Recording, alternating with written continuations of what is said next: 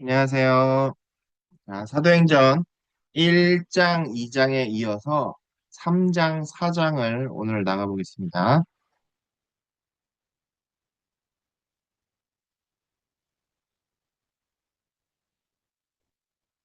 자, 오늘 3장을 나가겠습니다. 자, 3장 1절. 제9시 기도 시간에 베드로와 요한이 성전에 올라갈세. 그죠? 기도 시간이 이렇게 정해져 있었다는 것을 알 수가 있습니다. 그래서 대표적으로 기도 시간이 정해져 있었던 인물이 다니엘이었죠. 그죠? 다니엘이 하루에 3번 시간을 정해서 기도를 했죠. 그것과 마찬가지로 베드로와 요한도 역시 기도 시간을 정해서, 그죠? 기도 시간을 정해서 성전에 올라갔습니다. 자, 2절. 나면서 안진뱅이 된 자를 사람들이 메고 오니 이는 성전에 들어가는 사람들에게 구걸하기 위하여 날마다 미문이라는 성전 문에 두는 자라. 그죠? 이제 그 나면서부터 안증뱅이 된 자가 있었어요. 근데 메고 오니 이는 성전에 들어가는 사람들에게 구걸하기 위해서 날마다 이제 미문이라는 그 예루살렘에 가면요, 욕과문이라는 문이 있습니다. 미문이에요. 진짜로 아름다운 문이라는 뜻입니다. 미문, 욕과문이라는 데가 있는데, 거기에다가 이제 둔 겁니다. 3절. 그가 베드로와 요한이 성전에 들어가려 함을 보고 구걸하거늘. 4절. 베드로가 요한으로 더불어 주목하여 가로되 우리를 보라 하니. 5절. 그가 저희에게 무엇을 얻을까 하여 바라보거늘. 6절. 베드로가 가로되 은과 금은 내게 없거니와 내게 있는 것으로 내게 주노니 곧 나사렛 예수 이름으로 나사렛 예수 그리스도의 이름으로 걸으라 하고. 그죠? 굉장히 유명한 구절입니다. 사도행전 3장 6절. 또 베드로가 가로되 은과 금은 내게 없거니와 내게 있는 것으로 내게 주노니 곧 나사렛 예수 그리스도의 이름으로 걸으라 하고. 사실상 그저 베드로는 은과 금은 없었지만 모든 것을 가진 자였죠. 왜냐하면 그에게는 나사렛 예수 그리스도의 이름, 그죠? 나사렛 예수 그리스도가 누구십니까? 창조주이시죠. 창조주이시며 만유를 포함한 분이기 때문에 나사렛 예수 그리스도의 이름을 갖고 있는 분은 사실 모든 것을 가진 자라고 할 수 있습니다. 그래서 베드로가 그 나사렛 예수 그리스도의 이름으로 걸으라고 했던 것이지요. 7절.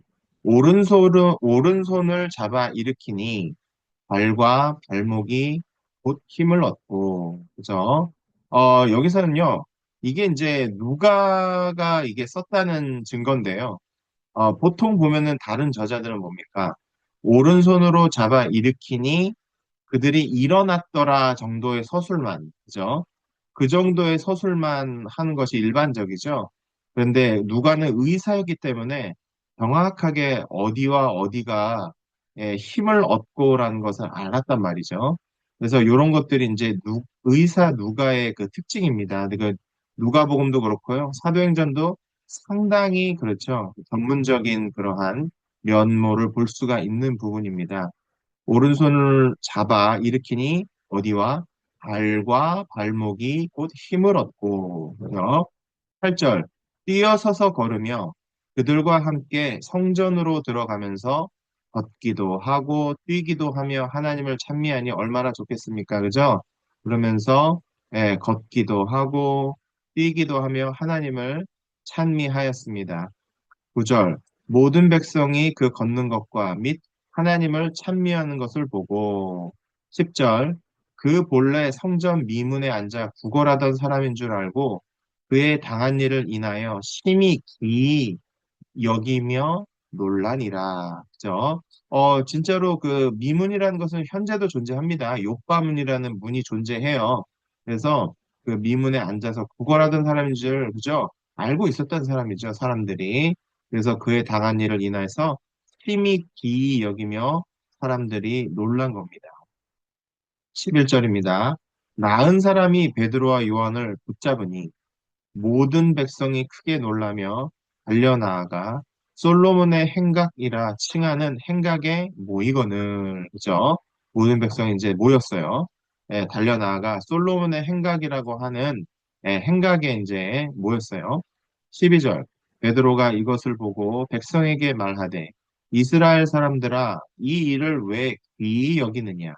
우리 개인의 권능과 경건으로 이 사람을 걷게 한 것처럼 왜 우리를 주목하느냐? 네, 성령의 사람들의 특징이죠. 반드시 권능이 일어나면은요, 누구에게 영광을 돌립니까? 하나님과 주 예수 그리스도께 영광을 돌리는 것이 예, 성령에 충만한 사람들의 특징입니다. 자, 13절. 아브라함과 이삭과 야곱의 하나님, 곧 우리 조상의 하나님이 그 종 예수를 영화롭게 하셨느니라. 너희가 저를 넘겨주고 빌라도가 놓아주기로 결안한 것을 너희가 그 앞에서 부인하였으니 14절. 너희가 거룩하고 의로운 자를 부인하고 도리어 살인한 사람을 놓아주기를 구하며 15절. 생명의 주를 죽였도다. 그러나 하나님이 죽은 자 가운데서 살리셨으니 우리가 이 일의 증인이로라. 16절. 그 이름을 믿음으로 그 이름이 너희를 보고 너희 보고 아는 이 사람을 성하게 하였나니 예수로 말미암아 난 믿음이 너희 모든 사람 앞에 이같이 완전히 낫게 하였느니라. 그죠? 예, 이름을 믿음으로 그 이름이 너희 보고 아는 이 사람을 성하게 하였으니 예수로 말미암아 난 믿음이 너희 모든 사람 앞에서 이같이 완전히 낫게 하였느니라. 17절. 형제들아 너희가 알지 못하여서 그리하였으며 너희 관원들도 그리한 줄 아노라. 뭡니까? 성령께서는 상당히 관용하시는 분이시죠. 관용하시는 분인데 그런 잘못을 했습니다. 그렇죠. 예수 그리스도를 그저 그들의 손으로 죽였죠. 예, 그죠. 죽임 당하셨죠. 그렇지만 17절에 또 있지 않습니까? 형제들아, 너희가 잘 알지 못하였다. 그리하였으며 너희 관원들도 그리한 줄을 아노라. 그죠? 예. 자, 18절. 그러나 하나님이 모든 선지자의 입을 의탁하사 자기의 그리스도의 해 받으실 일을 미리 알게 하신 것을 이와 같이 이루셨느니라. 너희들이 모르는 것도 몰라서 그런 것을 안다. 하지만 또 이러한 모든 것이 일어난 것이 하나님이 모든 선지자의 입을 의탁하사 자기의 그리스도의 해 받으실 일을 미리 알게 하신 것을 이와 같이 이루셨느니라. 이미 뭐냐면 선지자의 입을 통해서 이미 예언된 바가 성취되었을 뿐이라는 것을 말해주고 있습니다. 19절. 그러므로 너희가 회개하고 돌이켜 너희 죄 없이함을 받으라. 이같이 하면 유쾌하게 되는 날이 주 앞으로부터 이를 것이요. 자, 이제 뭡니까? 이 모든 사정을 다 알게 되었죠. 그죠? 주 예수께서 그렇게, 그죠? 예정하신 바대로 돌아가셨지만, 그죠? 너희의, 예, 그러한 손에 의해서, 물론 예정한 거였지만, 너희가 너의 손에 의해서 돌아가시지 않았느냐. 그래서 너희가 몰랐지만, 이제는 알게 되지 않았느냐. 그러므로 19절에 뭐예요? 기회가 주어진 거죠. 그러므로 너희가 회개하고 돌이켜 너희 죄 없이함을 받으라. 이같이 하면 유쾌하게 되는 날이 주 앞으로부터 이를 것이요. 20절. 또 주께서 너희를 위하여 예정하신 그리스도 곧 예수를 보내시리니. 그죠? 회개하면 되는 것이죠. 그죠? 21절. 하나님이 영원 전부터 거룩한 선지자의 입을 의탁하여 말씀하신 바 만유를 회복하실 때까지는 하늘이 마땅히 그를 받아두리라. 그죠? 만유를 회복하실 때까지는 하늘이 마땅히 그를 받아두셨다가 그분께서 회복하실 때 다시 오신다고 하시는 말씀을 하고 있습니다.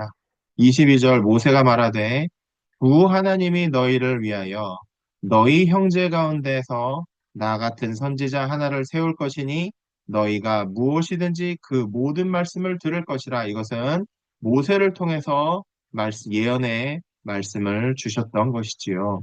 23절 누구든지 그 선지자의 말을 듣지 아니하는 자는 백성 중에서 멸망받으리라 하였고 24절 또한 사무엘 때부터 오므로 말한 모든 선지자도 이때를 가리켜 말하였느니라. 모든 성경은 사실 주 예수 그리스도에 관해서 말하여 주고 있는 것입니다. 25절 너희는 선지자들의 자손이요 또 하나님이 너희 조상으로 더불어 세우신 언약의 자손이라. 아브라함에게 이르시기를 땅 위의 모든 족속이 너의 씨를 인하여 복을 받으리라 하셨느니라. 그죠? 이스라엘 자손들은요, 언약의 자손입니다.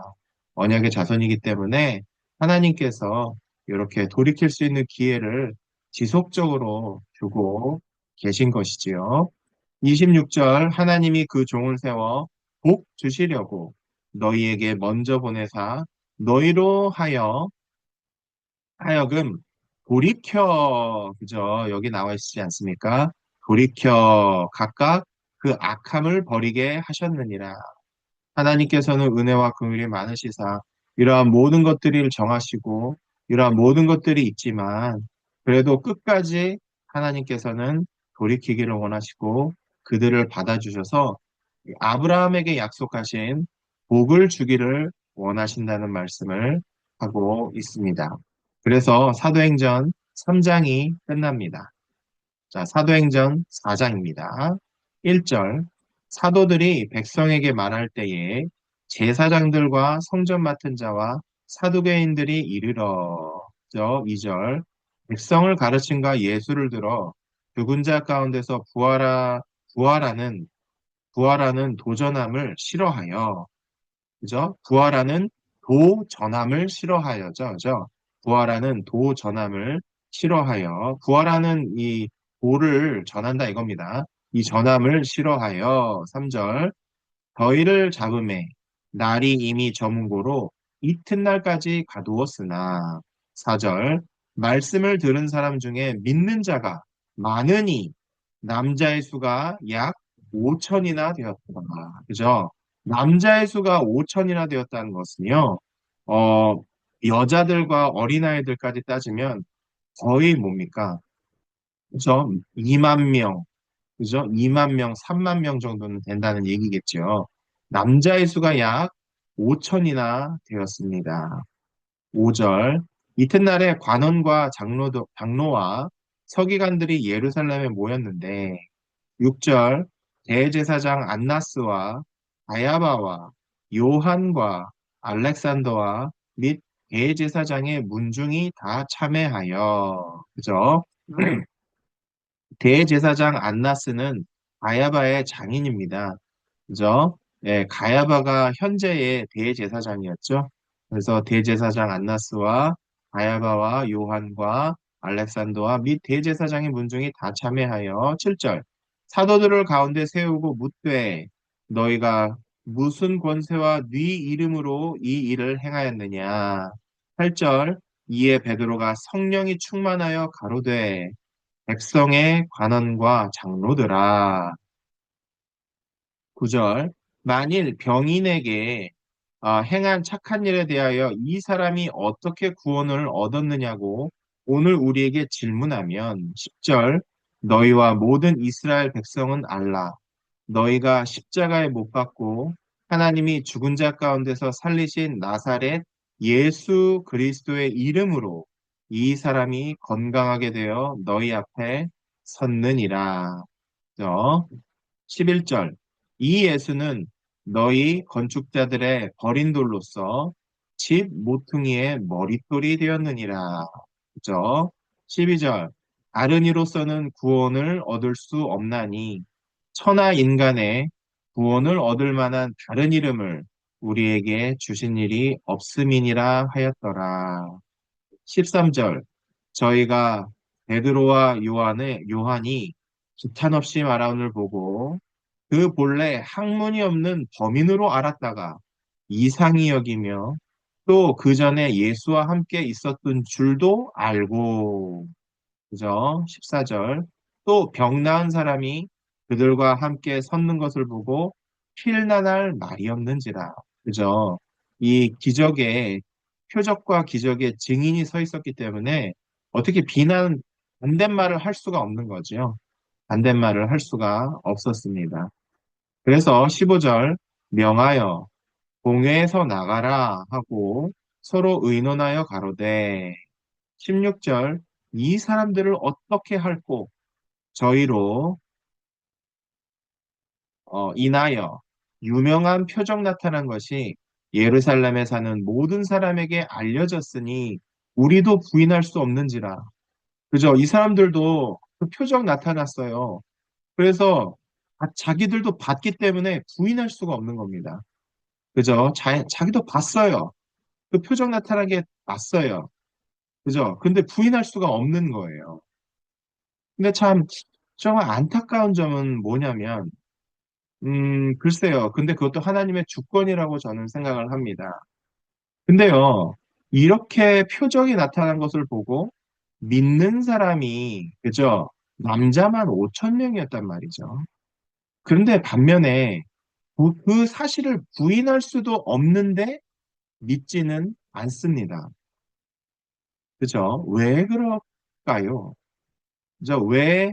그죠? 이런 표적이 나타났는데도 5천 명이나 믿고, 그죠? 구원을 받았는데, 왜 이 사람들은 부인할 수도 없는데 왜 믿지 않을까요? 그것은 그들이 가진 기득권 때문에 그렇습니다. 그들이 가진 기득권을 내려놓을 수가 없었던 것이지요. 그렇기 때문에 그렇죠. 17절입니다. 이것이 민간에 더 퍼지지 못하게 저희를 위협하여 이후에는 이 이름으로 아무 사람에게도 말하지 말게 하자 하고 18절 그들을 불러 경계하여 도무지 예수의 이름으로 말하지도 말고 가르치지도 말라 하니 19절 베드로와 요한이 대답하여 가로되 하나님 앞에서 너의 말 듣는 것이 하나님 말씀 듣는 것보다 옳은가 판단하라. 그죠? 이것은 바로 우리가 가질 태도입니다. 아무리, 그죠?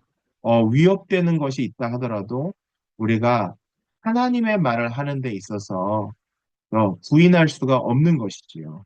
그래서 하나님 앞에서 너희 말 듣는 것이 하나님 말씀 듣는 것보다 옳은가를 판단하라고 말할 수가 있는 것입니다. 20절 우리는 보고 들은 것을 말하지 아니할 수 없다 하니 그죠? 이것을 바로 증인이라고 합니다. 그죠? 20절에 뭐냐면 우리는 보고 들은 것을 말하지 아니할 수 없다 하니 바로 이것 아닙니까? 보고 들은 것을 말하는 자들이 바로 증인이 되겠습니다. 그래서 1장 8절의 말씀대로 드디어 베드로와 요한 사도들은 뭐예요? 증인이 되었던 것이지요. 하나님을 찬양합니다. 당신의 말씀은 1.1획도 떨어지지 않습니다. 그죠? 자, 21절. 관원들이 백성을 인하여 저희를 어떻게 벌할 도리를 찾지 못하고 다시 위협하여 놓아주었으니 이는 모든 사람이 그 된 일을 보고 하나님께 영광을 돌림이더라. 그죠? 사실 예수 그리스도를 십자가에 못 박혔던 죄목은 뭐였습니까? 신성모독죄였습니다. 신성을 모독한 죄로 예수님을 십자가에 못 박았지요. 그런데 사람들이 하나님 그 된 일을 보고 하나님께 영광을 돌리니까 이들을 잡을 구실이 없는 겁니다. 그죠? 이들을 잡을 구실이 없습니다. 그죠? 22절. 이 표적으로 병 나은 사람은 40여 세나 되었더라. 그렇죠? 이것도 보시면은요, 누가의 그 자세한 서술이거든요. 예, 그 병 나은 사람이 40여 세나 되었더라. 나이까지 서술을 하지요. 굉장히 자세한 서술을 볼 수가 있습니다.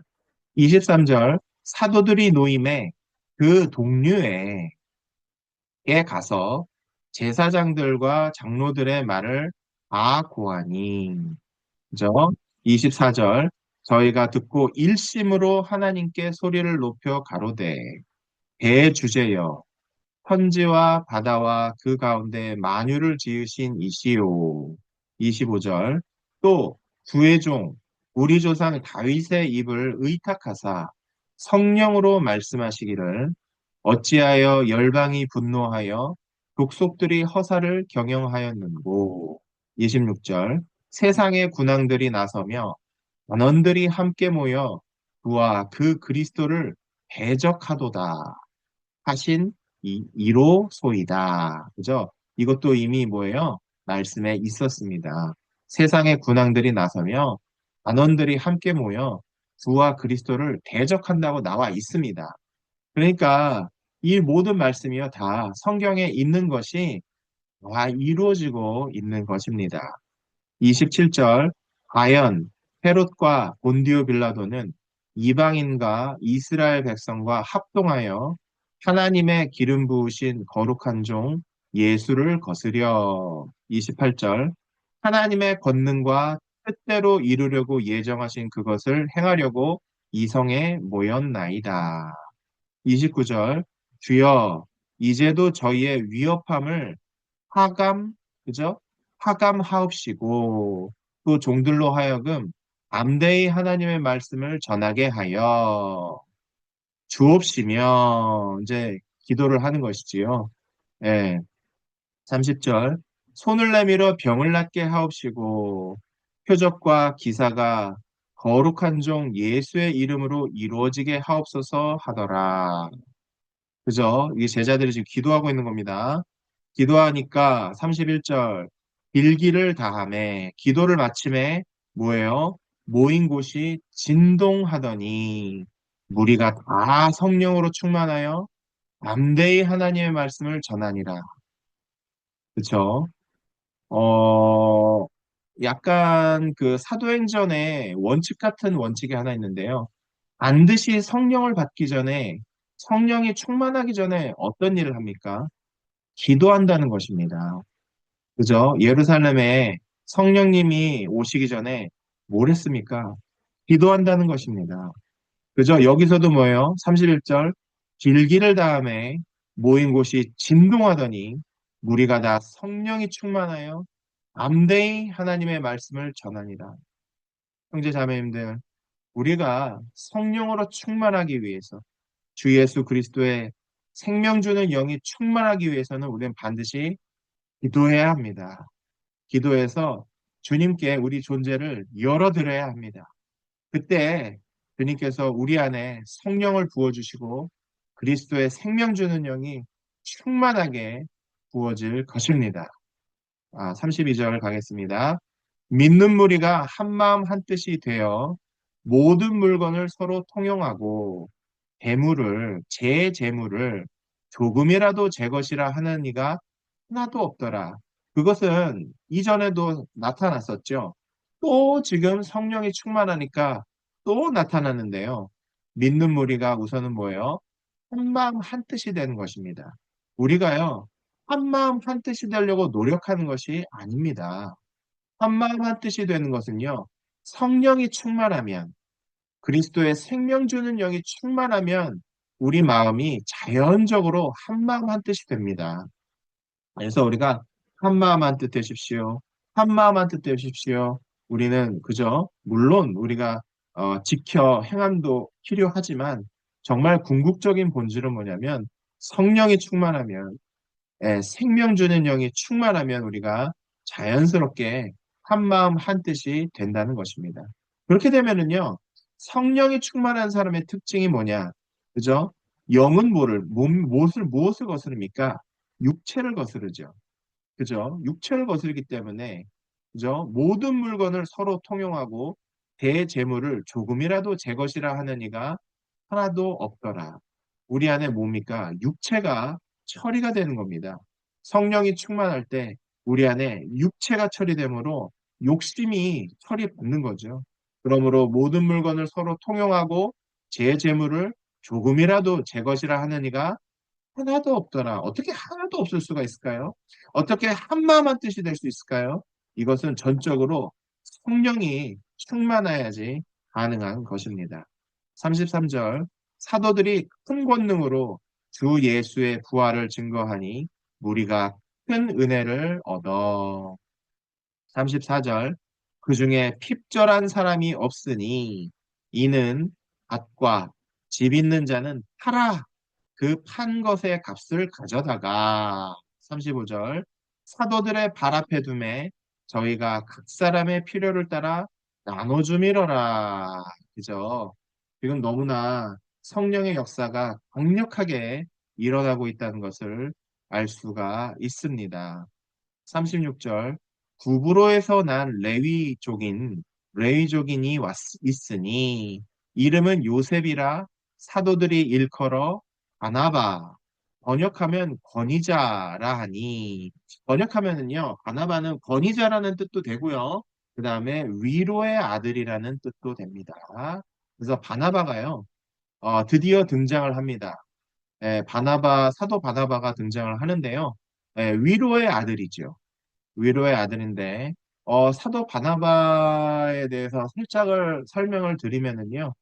바나바는 첫 번째로 바울을 그저 증거한 사람입니다. 바울이 굉장히 그저 그 소문이 흉흉했습니다.